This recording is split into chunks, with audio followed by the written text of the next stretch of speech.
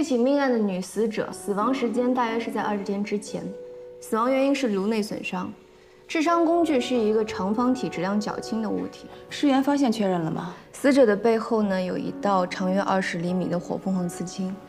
我们认为，死者在10个月之前可能有过取卵的经历。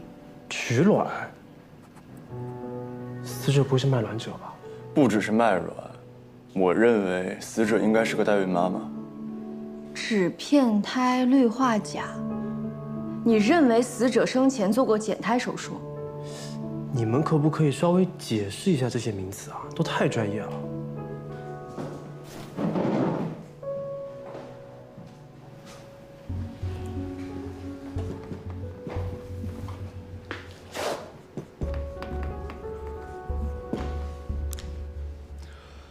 多胞胎胎儿在母体中会争抢营养、血液，以保生存。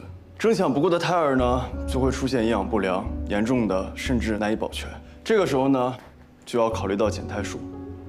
穿刺针穿过母体腹部，准确地刺入胎囊、胎心部位，注射氯化钾液体，就可以导致胎儿心脏骤停、死亡，难以发育。好残忍啊！我觉得在死者这个案件中，应该是有人想保住男胎，所以才会给2个女胎进行了减胎术。目的呢，就是为了保护男胎的生存环境，从而成为男胎的肥料，变成了纸片胎。实际上，在黑市代孕中，为了提高孕妇怀上男孩的概率，往往一次会为孕妇植入多个胚胎。等到胚胎发育成熟之后，可以鉴别男女，再用减胎术去除女胎。这太不人道了。没错，在我国呢，无论是卖卵还是代孕，都是非法的。但有些人在利益的驱使下，还是选择铤而走险，在海外做着这样的事情。通过齐民的陈述和解释，为我们缩小了调查圈。我记得去年省厅就掌握了一批地下代孕嫌疑人的名单，我们可以通过这个名单来调查符合死者特征的信息，来确定尸源。是。另外，荔枝园的看门人用“披头散发、衣衫褴褛”这种词来形容他看到的鬼影，但我觉得啊，这个鬼影可能也就是个拾荒者，身高呢在180左右，体态偏瘦，右眼呈白色混浊障，应该是受过伤。外伤性白内障。哎，我有个问题。说，荔枝园位于山间，地处偏远，这拾荒者不可能大半夜去拾荒吧？而且我记得那个看门人老周说过，荔枝园老总是不允许拾荒者靠近的，是死无命令。说下去。所以我觉得吧，这看门人大半夜碰到的那一个拾荒者，很有可能就是抛尸的凶手。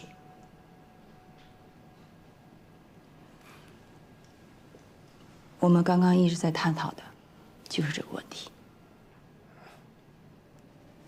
拾荒者选择用板车来运尸，那距离荔枝园应该就不会太远。附近的工厂、烂尾楼、桥洞，甚至是废弃民房，都有可能是他的藏身地点。所以就辛苦你们去查一下，如果能够发现他的运尸工具，那也就能够证明他嫌疑人的身份。板车上暴露的钉子有死者的衣服纤维，这是铁证。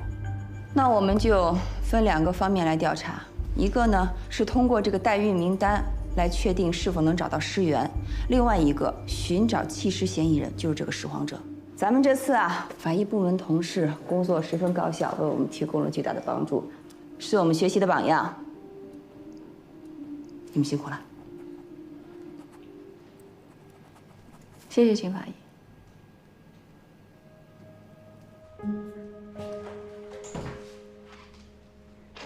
秦法医，这个就是你的座位。不用麻烦了，我过几天就走。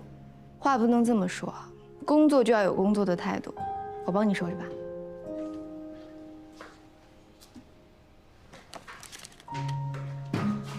你不用帮我的，反正呢，你也算是科队支援，而且你也挺厉害的，值得我帮你收拾。既然都收拾了，那杀菌还有消毒要彻底一点。哎，那你看这样行不行啊？我明天呢，按照尸检台的清洁流程跟你走一遍，保证你坐在这里跟坐在尸检台上没有任何区别。那样最好了。你去哪儿？去找酒店啊。我都安排好了，你等我一下，我马上就来。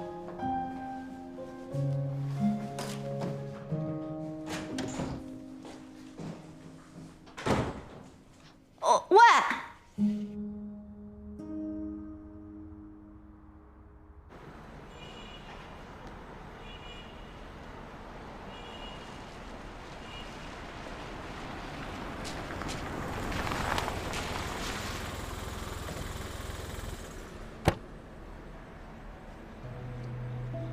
兄弟，你叫我秦明就行。秦明兄弟，来，你要干什么？我11表姐让我来找你啊。秦明， 11表姐，我说你这个人怎么那么没礼貌？我不是让你等等我吗？干嘛自己先走啊？不用麻烦了，我还是去住酒店吧。而且我真的不喜欢人际交往这些事情。那不行，真不行。陈主任已经把钱付过了，所以你不用担心的。林涛，把后备箱打开。好嘞。哎，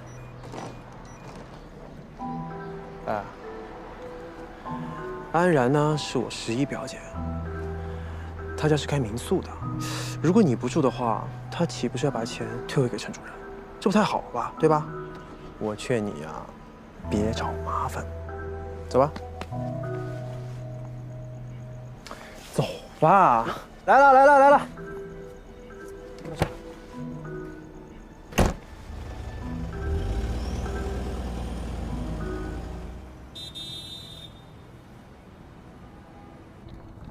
就是这儿了。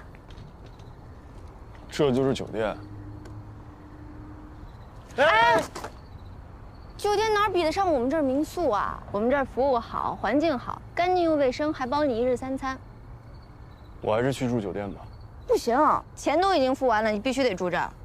我劝你啊，还是从了吧。这不光是一间民宿，还是我11表姐的家。你住宿这笔费用，她就定了。走啊！哎，好，我自己走。快点，赶不上吃晚饭了。啊，没关系，我一个人吃就行。我不习惯跟其他人一起吃。没几个人呢，相信我吧。走。走吧。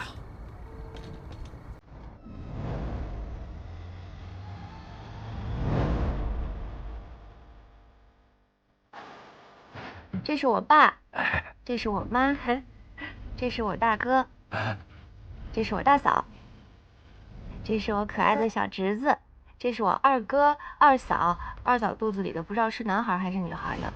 这是三哥，这是未来三嫂，这是林涛，不用我介绍了吧？我是安然。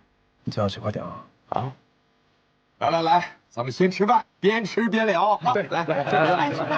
哎，你生肖属什么的呀？处对象了吗？喜欢什么类型的？喜欢这种类型吗？哎，那你一个月能赚多少钱啊？父母是做什么的？哎，你有车有房吗？你老家哪儿的呀？哎呀，你们哪儿来那么多问题啊？吃饭。吃饭。哎，你打算什么时候结婚啊？吃饭。哎，多吃点吧。尝尝。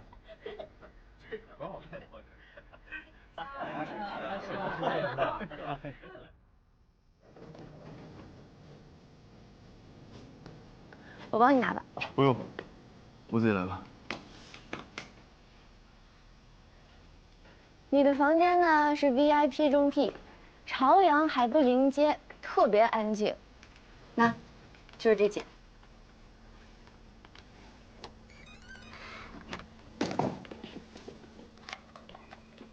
床单和被罩都是新的，毛巾也是新的。我就住你楼下这间，有事就敲我门。明天早上8点半我叫你起床，到单位需要时。谢谢。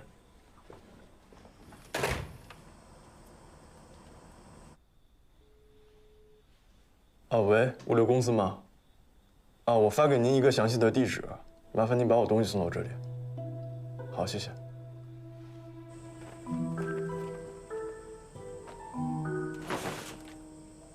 这个人神神秘秘的，10问9不答，你以为不说我就不知道？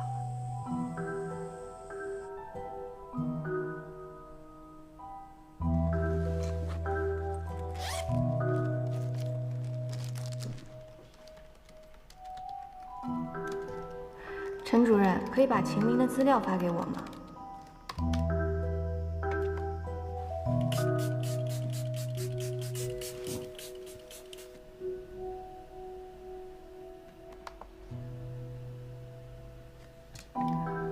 秦明，东海市人，沿海城市来的。天哪，比我还小2岁，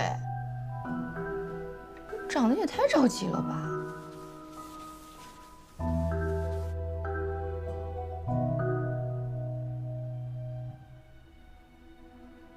天啊，他都经历什么了？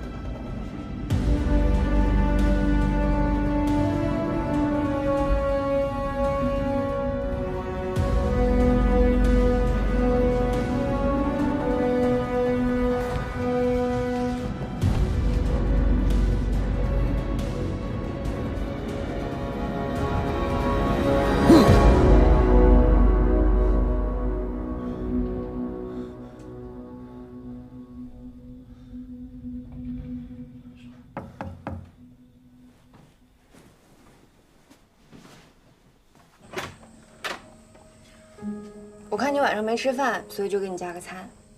不用了，谢谢。哎，你不用现在吃，你一会儿饿的时候吃就行了。晚上饿着肚子睡觉对胃特别不好。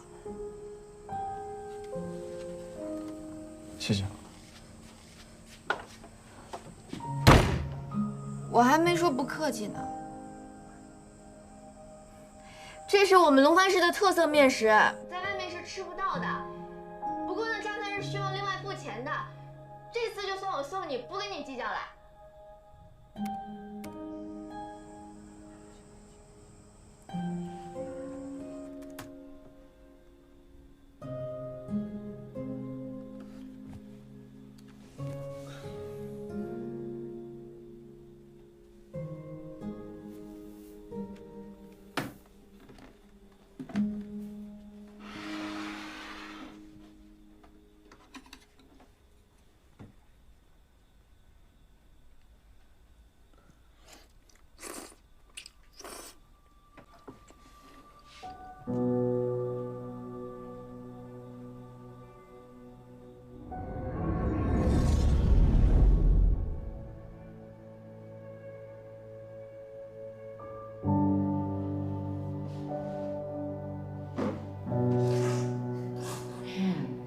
儿子，妈妈做的面好不好吃啊？太好吃了！这可是龙帆市的特色，其他地方吃不到的。多吃点啊。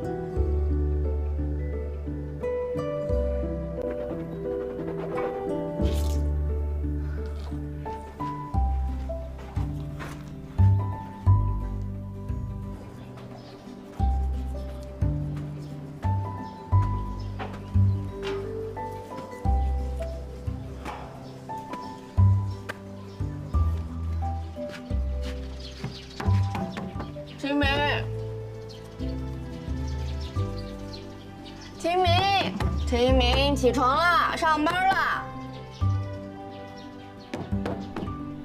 你回一下我呀！你起来没有啊？你要迟到了。你起这么早啊9点上班，路程15分钟。现在是8点35分，你只剩下10分钟了，可你还穿着睡衣。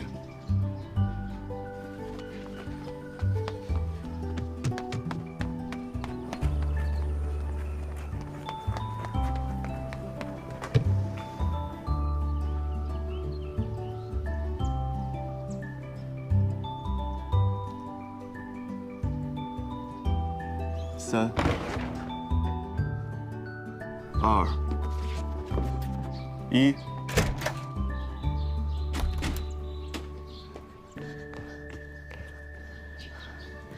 人呢？才过了1分钟，这冷血动物肯定自己先走了，要不要这么不讲人情啊？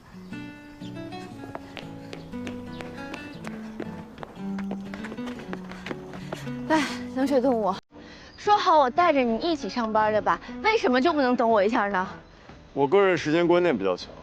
我觉得有时候做人不能太死板，就哪怕你发个短信告诉我一下也好啊。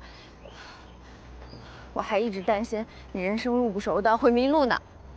我记得怎么做。我说的不是这个问题，我说你要理解别人的感受，不要让别人担心你。我为什么要理解你的感受？因为我们是同事啊，况且你是新人，我带你，你听我的很正常。我不是你们的新人，我是过来帮忙的。而且我跟你说过，我不喜欢以任何方式去建立人际关系，包括一起上班。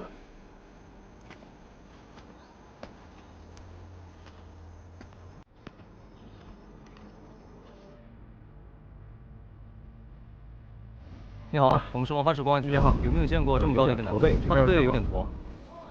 这附近没有。你说这里面有没有人？走，进去看。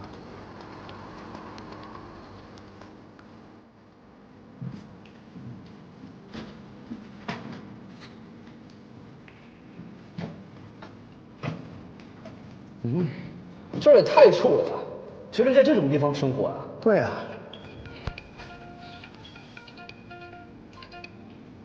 喂，我们检查了所有的排水洞，没有任何的发现。代孕嫌疑人看到这张刺青照片以后，第一眼就认出了死者。经过信息 DNA 核实，我们确认了死者身份：孙小月，25岁，百乐 KTV 陪酒女，1年前经人介绍接受代孕。侦查员呢正在赶到他们家的路上，我们已经在排查他的社会关系了。在嫌疑人给的信息里面，我们并没有看到孙小月雇佣者的信息，我们怀疑被恶性删除，或者是根本就没有记录在案。代孕介绍人也怕出现意外，所以根本就不会将雇佣者记录在案，甚至为了安全起见，连变都不会见。总之，我们现在暂时无法知道孙小月背后的雇主究竟是谁。先从死者这条线入手吧。死者的家属来认尸了吗？已经到了，那我们先去了。走吧。去哪儿啊？接待死者家属啊。你们这儿没有专门接待的人啊？我们这是小地方，理解一下。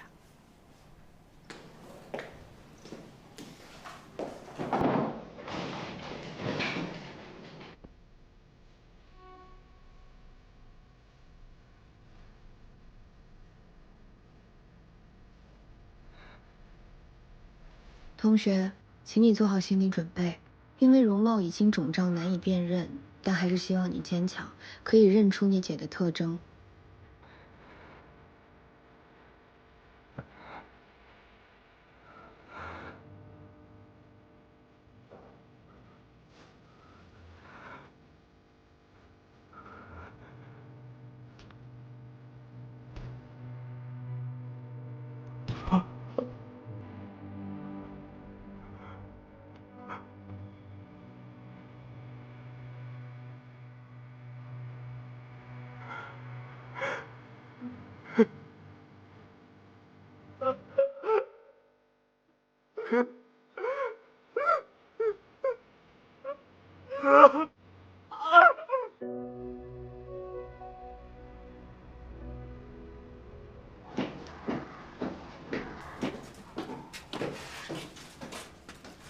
就这儿了。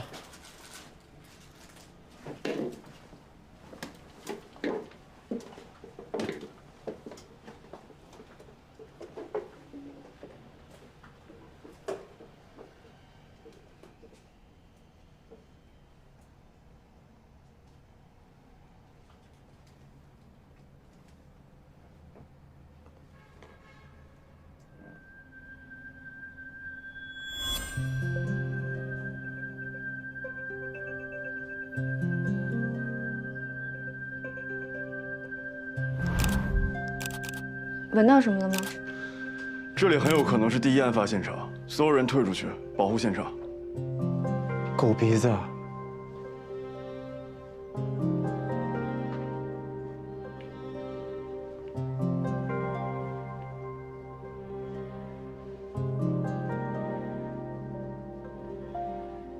我感觉吧，这挺干净的呀。你为什么认为这是第一案发现场？这里有被人打扫过的痕迹，所以我觉得很有可能是第一案发现场。不是，你解释一下，这么神神叨叨，没法记录啊。刚才我进门的时候，闻到了一股淡淡的血腥味儿。哎，这从案发开始，门窗一直都是关着的，所以应该是味道没有散尽。有没有可能死者生前在家里杀过鸡、杀过鱼之类的？桌子有疑似的人为整理痕迹，与周围的环境不符。这相对封闭的环境下，打扫过的地方留下的灰尘会比没打扫过地方留下的灰尘要少。再看这儿，痕迹明显。再看这个茶几的棱边，与死者背部笔直的痕印相符，有没有生物发现提取液？什么液？我要做前血痕迹检验，就是看看这周围附近曾经有没有过血迹。我们这是小地方，有自己的办法。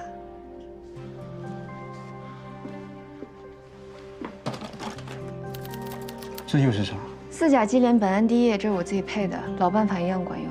林涛，把窗帘拉着。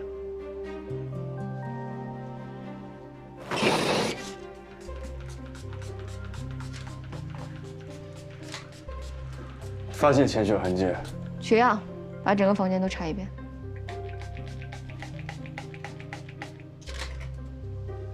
果然，这里也有前血痕迹。可是尸体的尸检呈现出来并没有对冲伤。等一下啊，对冲伤是吧？解释一下。是指窗口对应部位的脑组织出现了出血和挫伤，而且在其相对的对侧脑组织同样也出现了出血和挫伤。出血和挫伤不伴有头皮的损伤和颅骨的骨折。简单说呢，对冲伤是减速运动，是指头撞到了某种物体上而造成的。说人话。孙小月遇害的时候相对静止，是有什么样的物体砸到了她的头上，而她的头是加速运动的，所以不会形成对冲伤。这样说，你能明白吗？那就再简单点说，一种是用你的头去撞墙，另外一种是墙来撞你的头，这样你能听懂吗？懂了。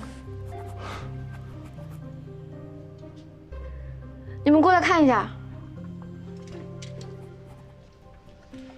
怎么样？有什么发现吗？你们看，这里有一个印记，感觉是长期放了一件物品，但我在房间里面找了，没有找到相对应的物体。现场还有另一个人的指纹，有可能是死者的同居男友，也有可能是嫌疑人，当然还有可能两者是同一个人。我来提取指纹吧。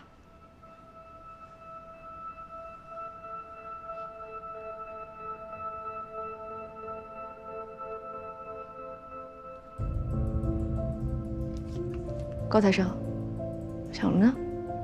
如果我们的猜测没错的话，那现场到底发生了什么？凶手将孙小月按在了茶几上，双手掐住了她的脖子。出于本能反应，孙小月奋力反抗，但因为对手强壮，她反抗无果。所以孙小月背上的痕迹就是在这里造成的。没错，但她很有可能挣脱了。她第一反应是逃跑。就当他跑到玄关的时候，又被凶手抓了回来。两人在激斗的过程中，其中一方的头部撞击到了墙面，所以我们在墙上发现了毛发还有血迹。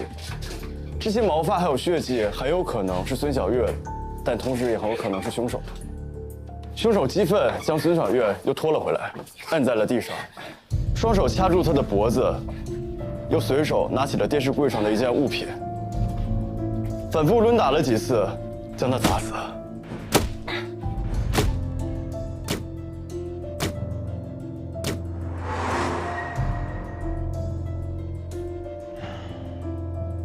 原来放在这里的东西是被带走了。这件物品应该就是凶器了，长方体，非金属材质，质量较轻。会是什么东西呢？不过能找到第一案发现场，也算是个好消息吧。但可以肯定的是，这里不是藏尸地点，我没有闻到一点腐臭的味道，而且在现场也没有发现任何的腐败液体。凶手在这里杀了人，却把尸体藏在另外一个地方将近20多天。最后在荔枝园的冷藏库弃尸，这按理来说吧，凶手杀了人，应该第一时间逃跑才是啊。他不仅没有立刻弃尸，反而把尸体给带走了，这不符合逻辑啊。恐怕只有凶手能告诉我们原因了。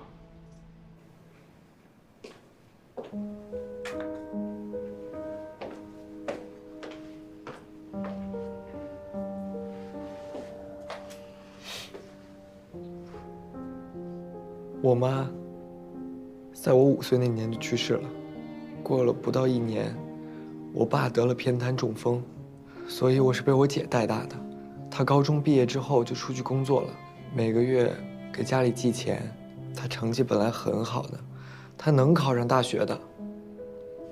你认识你姐姐的同居男友吗？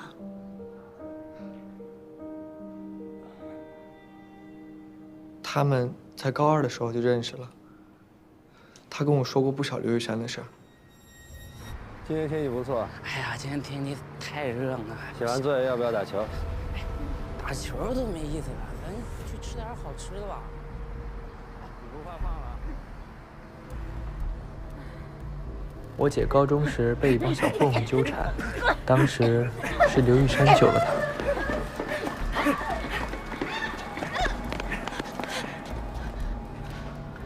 真的不敢了，真的再也不敢了。你们都听见了吧？你谁啊你？少在这多管闲事。这样，帅哥，你把这瓶子的脏水喝完，我就放他走。以后不准欺负他。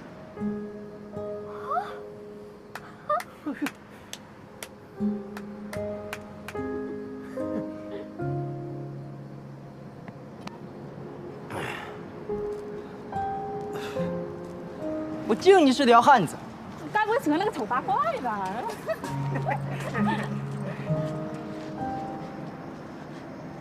你没事吧？你吓着了吧？谢谢你。嗯。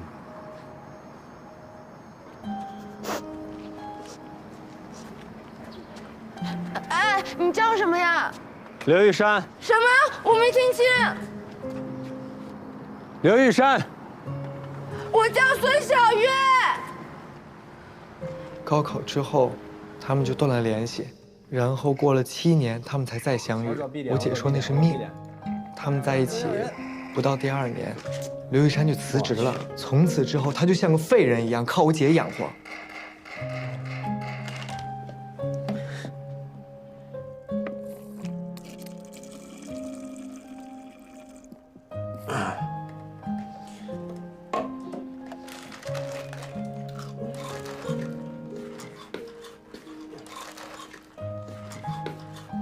你可真行啊，上厕所都没时间吗？嗨，你有见过程序员有时间上厕所的吗？行吧，你好好弄吧，别太辛苦了，还是得下楼运动一下。知道了，老婆。晚上我给你买披萨吃啊。爱你。上班去了。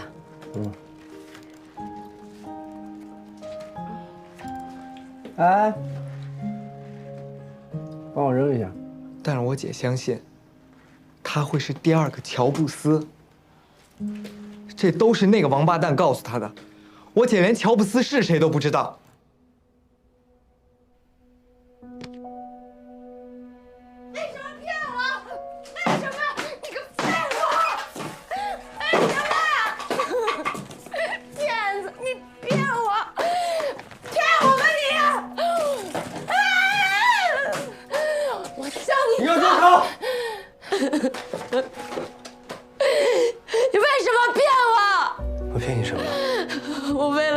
梦想，我欠了一身的债，我办公室不做，我跑去 KTV 陪酒挣钱养你，结果你呢？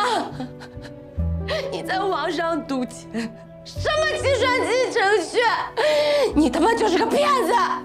我是个骗子，你就是个婊子。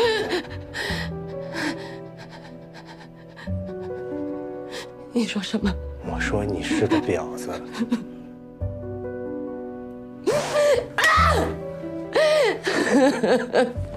你打！你打死我！你看看你打死我以后，还有没有别的男人能接受自己的女人是在 KTV 里边做的？啊？你以为我愿意吗？有哪个女人愿意去陪那些老头天天喝到醉死啊？我为了什么呀？还不都是为了你？为了你这个骗子，为什么这么对我？为什么呀？小月，对不起，我爱你。我活得太累了，我们就别活了，一起死。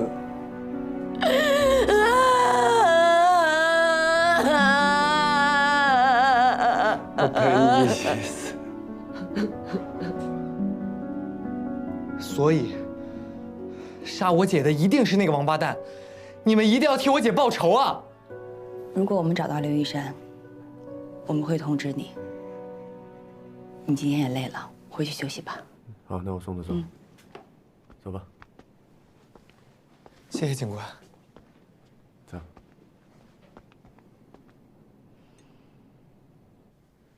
孙小月工作的这家 KTV 是社会上比较复杂的场所，这次走访过程不太顺利，配合度不高。都说跟孙小月不熟，谁也不愿意多说话。这种地方的人鱼龙混杂，遇到这种情况也正常。但据说啊，这个孙小月生前和一个叫珊珊的陪酒女关系不错，这也是唯一的一个线索。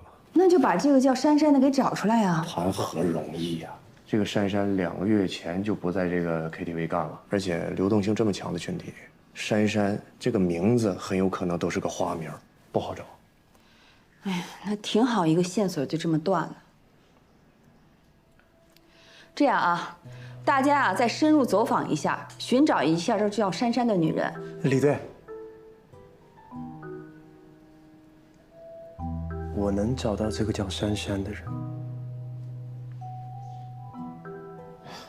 领导，年轻人想立功是好事儿，但是切记不能说大话。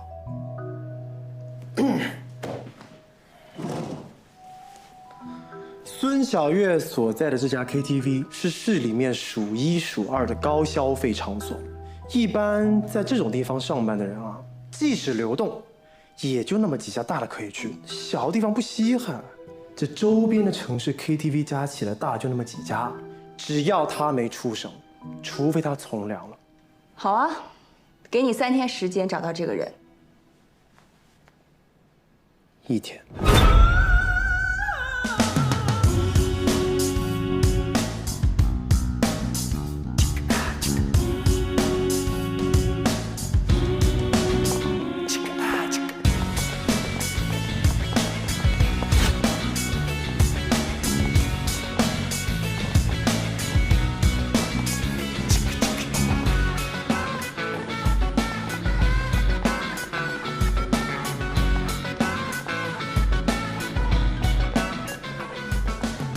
进来吧。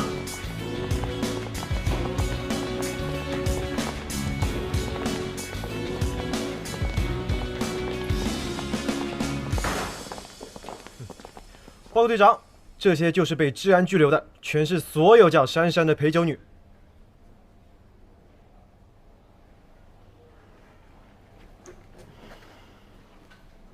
厉害啊！还希望各位领导以后能够多多严格要求我。你们谁认识孙小月？在 KTV 里，她叫月月。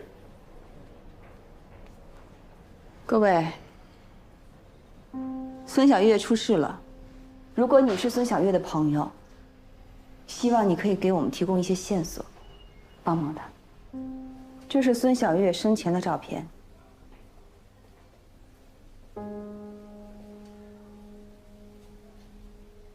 这是孙小月遇害之后的照片，看一下。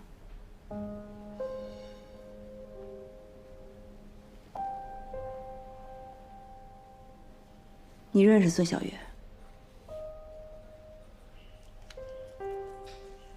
请你给我们一些协助。老赵，带到询问室。哎，跟我走吧。那段时间，月月简直是被他迷疯了。刘玉山就是个懒癌晚期患者，资深小白脸。可我怎么劝，小月都不听。其实月月在姐妹中算是赚得多的，但她开销也大，毕竟要照顾一家子人。这个刘玉山1年前欠下了30万的赌债，这个孙小月跟你说过吗？为了这事儿，他喝醉过好几次。你们知道小月为了给他还债都做了什么吗？代孕妈妈。我劝过他，但他不听。他说过，缺难的经历，他一辈子都忘不掉。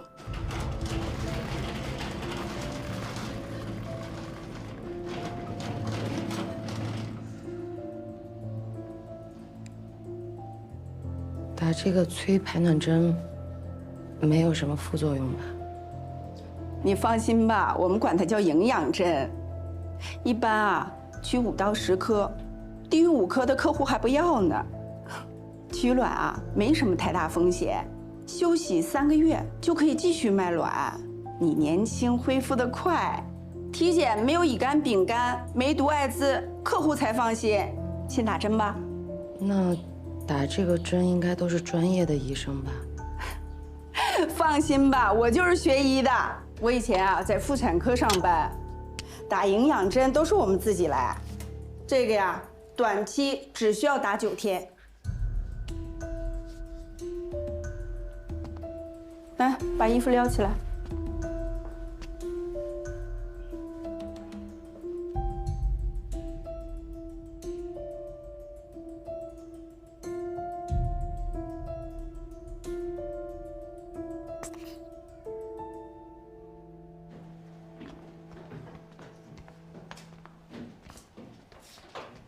孙小月，来，手机、身上物品都交出来。取完卵就能拿走了。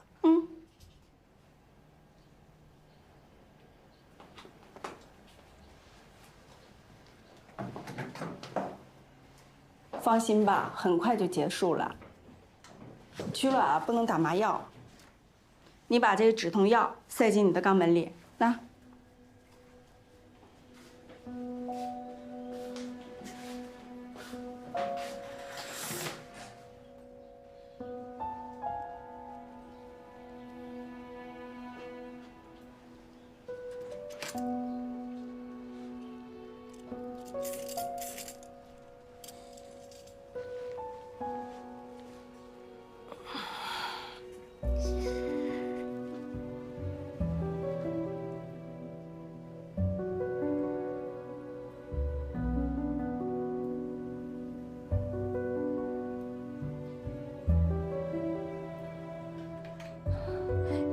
医生，取完卵，我多久能拿到钱啊？